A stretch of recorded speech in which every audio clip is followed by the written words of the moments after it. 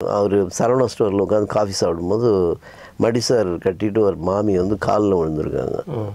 இவர் ஷாக்காக என்ன அப்படின்னா சத்தியத்தை தேடி படத்தை பார்த்துட்டு அவங்க வந்து வர்ஷிப் பண்ணியிருக்காங்க.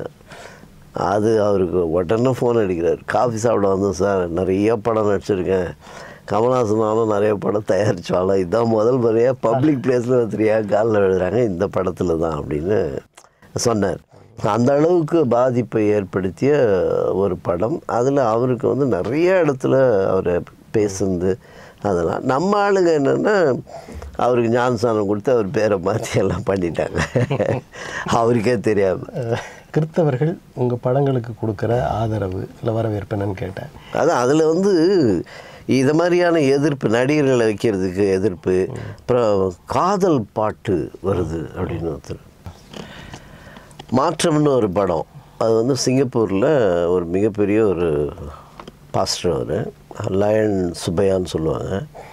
அவருடைய சாட்சியை வந்து நான் தான் படமாக எடுத்தேன். அதை ரெக்கமெண்ட் பண்ணது யாருன்னா நம்ம மோகன் சிலாசுரஸ் அண்ணன். அவங்க தான் சொன்னாங்க அவருடைய கதையை நீங்கள் பண்ணி கொடுங்க அப்படின்னு சொல்லி.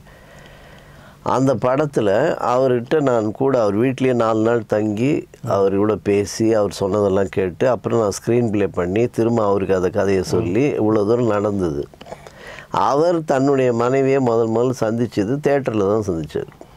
அதுக்காக மலேசியாவில் பழைய தேட்டராக இருக்கணும்னு சொல்லி ரொம்ப இந்த நம்ம இங்கெல்லாம் இருக்குமே ஓல்டு தேட்டரு, அந்த மாதிரி ஒரு தேட்டர் அதை கண்டுபிடிச்சி அங்கே போயெல்லாம் அவ்வளோ கஷ்டப்பட்டு ஷூட்டிங் பண்ணால் இவங்க சினிமா தேட்டரை காட்டினார், சினிமா பாட்டை காட்டினார். அதை அவர் ஒத்துக்கிட்டார். அவர் ஒத்துக்கிட்டார்.